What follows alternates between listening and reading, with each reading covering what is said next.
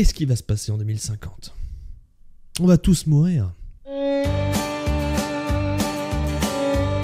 Nouvelle série, nouvelle vidéo. On s'intéresse tous un petit peu au futur, hein. On se dit qu'est-ce qui va se passer? Est-ce qu'on va tous canner dans 30 ans? On ne sait pas, on veut savoir. Eh bien aujourd'hui, mesdames et messieurs, ça tombe bien parce que dans cette nouvelle série de vidéos, hein, on en fera plusieurs. Eh bien on va voir qu'est-ce qui va vraiment se passer en 2050 et les conséquences que ça aura sur nous et sur la planète. Pour ça, on va partir d'aujourd'hui, 2019, et on va aller jusqu'à 2050. On verra à peu près tous les 2 ou 3 ans toutes les choses qui vont évoluer, qui vont changer. Ah ouais, des fois j'ai des bonnes idées comme ça, je me dis...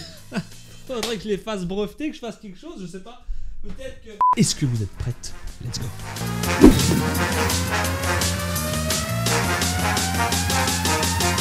On commence tout de suite en 2020 et on part direction le Japon. Les Japonais construiront une base lunaire robotique construite par des robots pour des robots. En 2023, 80% des gens sur Terre auront une présence numérique en ligne. Un écran antisismique acoustique conçu pour protéger les villes contre les tremblements de terre commence à être utilisé pour la première fois. En 2025, modifier les gènes pour corriger la plupart des problèmes du corps humain et notamment la vieillesse devient envisageable. Les chercheurs sont confiants. Le coût des panneaux solaires a diminué par 3 et le coût par watt est passé de 3 $ à 1 $. La population se rapproche dangereusement des 8 milliards d'individus avec un chiffre de 7 991 396 000 personnes. On s'envole direction 2030. En 2030, le trafic internet mondial a augmenté de 302 exabits contre 190 en 2018, pendant que le Royaume-Uni vient de fermer sa dernière centrale à charbon. Le programme SpaceX, lui, vient d'envoyer son premier homme sur Mars, mais on n'a plus trop de nouvelles depuis 72 heures. À l'aide. Puisqu'on parle d'espace, on arrive en 2035.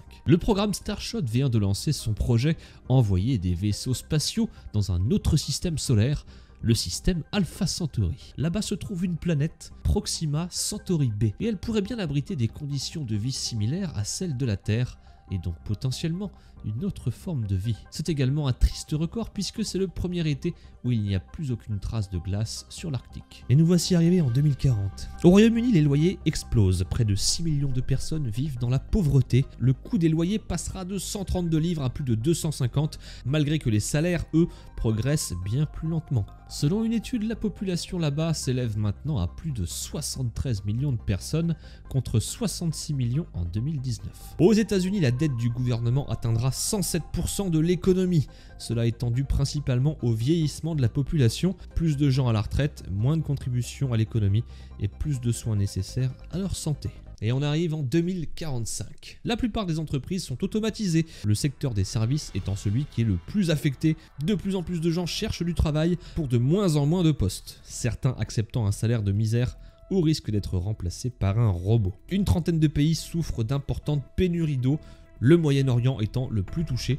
Le Qatar, Singapour, Israël et les Émirats Arabes Unis seront parmi les plus touchés, même si l'Espagne et le Chili auront également des problèmes dans ce domaine. Ces pénuries risquent d'avoir un impact important sur la capacité des pays à produire des denrées alimentaires et dans certains cas sur la disponibilité de l'eau potable. On arrive enfin en 2050. En 2050, tous les étés seront comme celui de 2003, c'est-à-dire assez chaud. Les températures monteront jusqu'à 45 degrés voire plus dans des villes comme Madrid.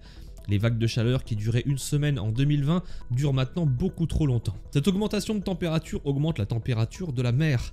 L'évaporation est plus importante et couplée à des vents chauds, on assiste à des pluies torrentielles et donc à des inondations. Les conséquences sont catastrophiques. Les véhicules à essence et diesel n'ont plus le droit de circuler dans les villes. Les vélos ont remplacé les voitures et on croise un peu partout des pistes cyclables. Presque toutes les cultures nécessitant un grand apport d'eau ont disparu. Le sorgho a remplacé les champs de maïs à perte de vue, nécessitant 40% moins d'eau et résistant bien mieux à la chaleur. À 11h30, une sonnerie retentit dans Paris. C'est le signal pour les ouvriers des chantiers que leur journée est terminée. Ils embauchent maintenant à 5h30 et finissent à 11h du matin. Le travail l'après-midi est interdit jusqu'à nouvel ordre. Presque tout le monde souffre d'allergies. Il n'est pas rare de voir les enfants éternuer plusieurs dizaines de fois par jour, mais on nous avait prévenu. Dès 2015, l'OMS indiquait que 50% de la population mondiale était affectée par une allergie. Les vacances au bord de la mer sont maintenant presque impossibles. La montée des océans recouvre chaque année un peu plus de sable et enlève un peu plus de place aux baigneurs. Mais les gens continuent de s'entasser quitte à se marcher dessus. Et c'est pas dans l'eau que la solution se trouve. En Méditerranée, la température de l'eau est en moyenne de 29 degrés, autant prendre un bon petit bain à la maison. L'augmentation de la température des océans a favorisé la prolifération des méduses, 40% des plages étant interdites en pleine saison, renforçant encore l'agglutination des gens sur le peu de plages restantes. Mais tout n'est pas perdu, mesdames et messieurs, car nous avons récemment trouvé des preuves de vie extraterrestre intelligente. L'augmentation du budget et des recherches allouées à l'espace, ainsi que l'amélioration de la technologie, nous a permis de faire un gros bond en avant. Et ça notamment grâce au télescope spatial Kepler. Des messages ont déjà été envoyés dans l'espace, et en voici un exemple.